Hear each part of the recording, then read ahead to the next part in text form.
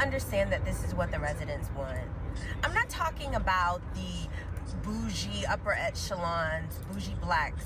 I'm talking about the everyday grandmas that have to deal with these homeless people peeing and pooping on their steps, and then they have to clean it up. They don't feel safe when they walk into their neighborhood. The gangs and the dope boys are just standing around the corner, like, do you not understand this is what they want? I remember working with a community leader, and somebody had just gotten shot. This is like 5 years ago. And I remember her praying, and she said, Crystal, we're going to have to invoke the National Guard. And that was so foreign to me. Now I understand the shit. These people are helpless. And I'm not talking about the bougie black people that live in their gated communities with their new bills. I'm talking about the everyday grandmothers. And I'm so glad that President Trump cares about them.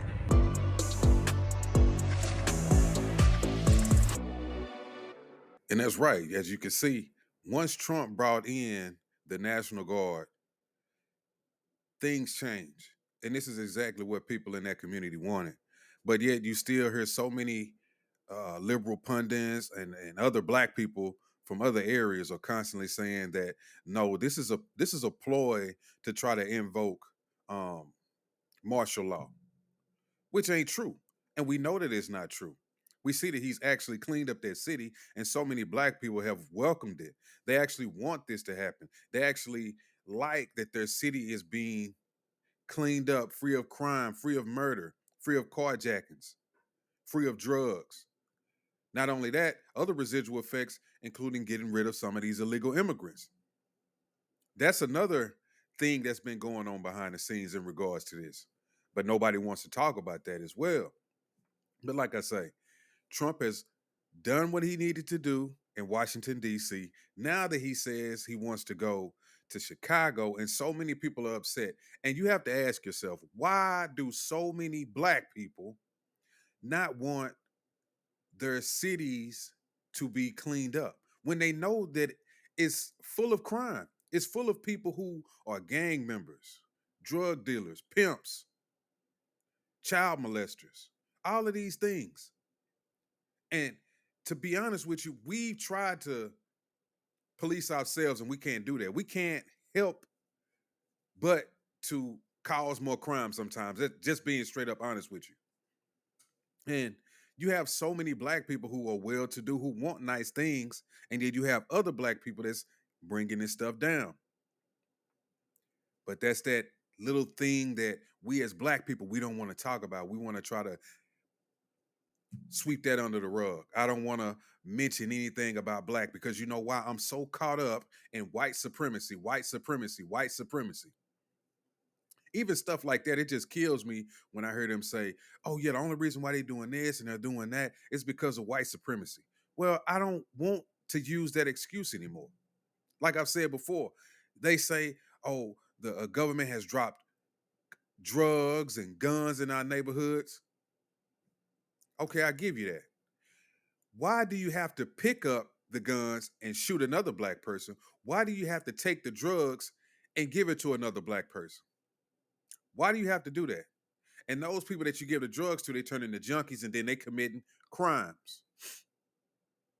So you can't keep constantly blaming stuff on other people because at some point it almost makes you look dumb. It's like, are you that easy? Are we that easy? Where somebody can just drop guns and drugs into our neighborhood and then here we go, we're ready to kill each other or do harm to each other or mess up our own neighborhoods, places where we go to sleep at. It doesn't make any sense. But yet, so many people get behind this, like Mayor Brandon Johnson, who is he just sounds crazy every time I hear him. I'm like, you don't want the federal police to come in and clean up and help you out? Like anybody in their right mind would say yes and then use that as a way to get reelected.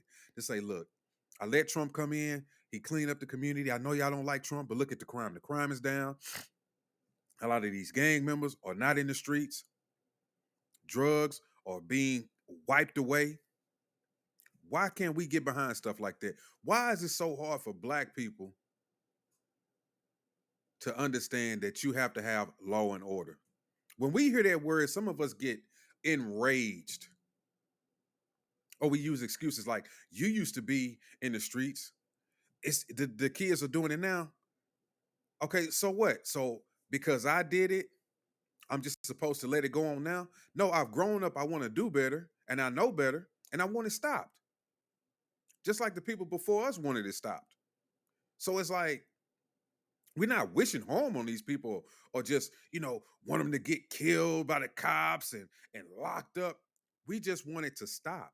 Check this out when it comes to Mayor Johnson, when Trump wants to bring in these troops. Listen to this. What the president is claiming that he wants troops to do, they don't even have the authority to do it. They have no arresting powers. The mayor responding to President Donald Trump, who said he'll be expanding National Guard deployments to cities other than Washington. Chicago's a mess. You have an incompetent mayor, grossly incompetent, and we'll straighten that one out probably next. That'll be our next one after this.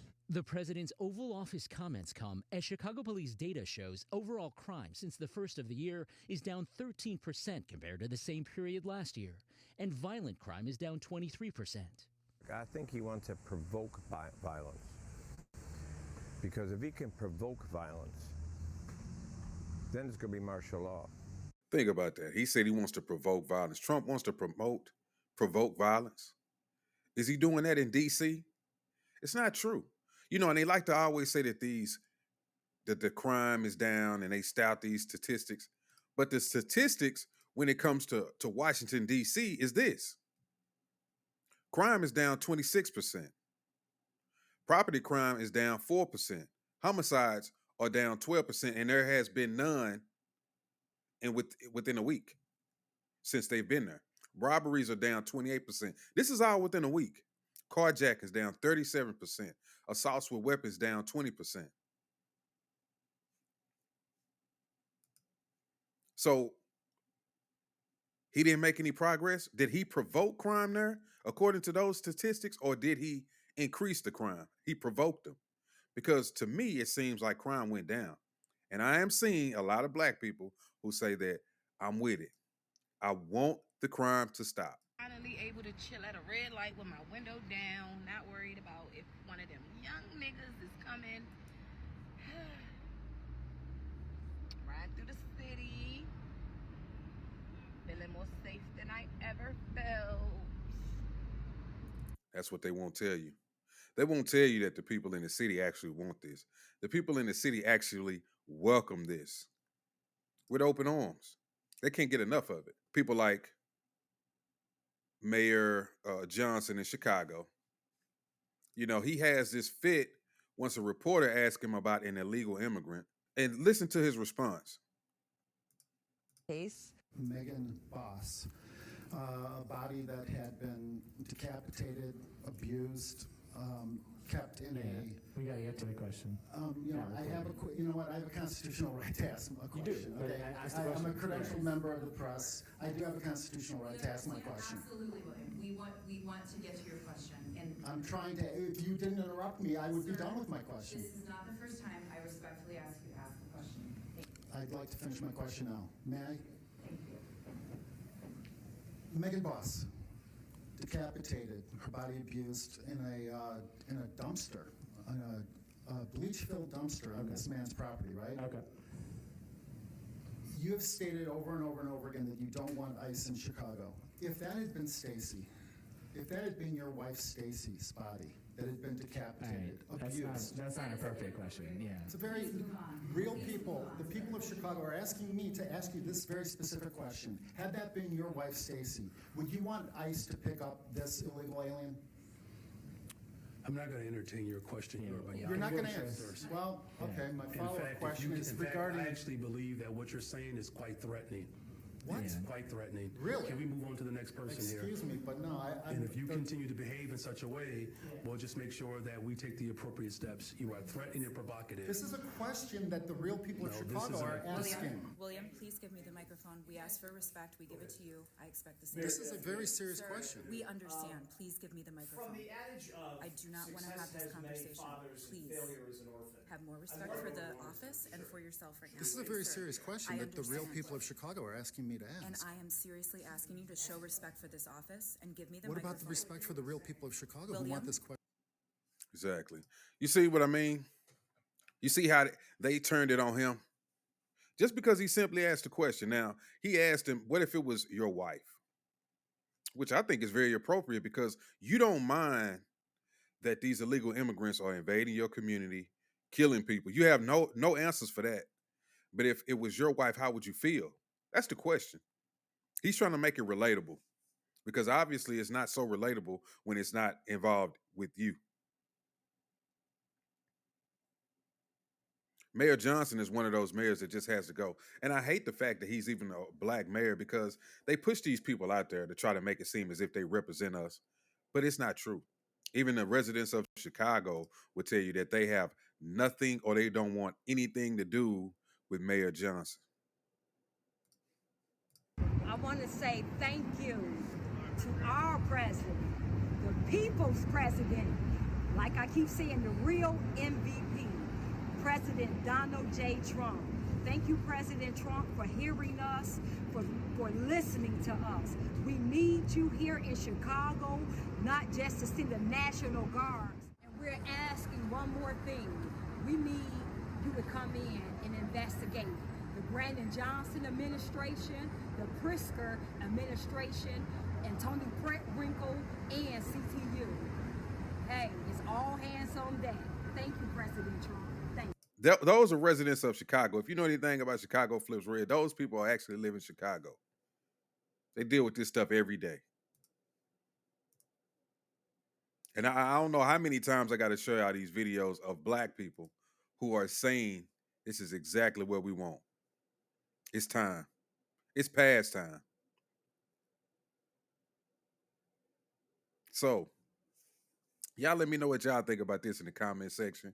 If you hadn't subscribed to the channel, make sure you subscribe to the channel. Hit the like button. Also, leave some comments. I really would appreciate it. And as always, I'm going to catch y'all next time. Peace.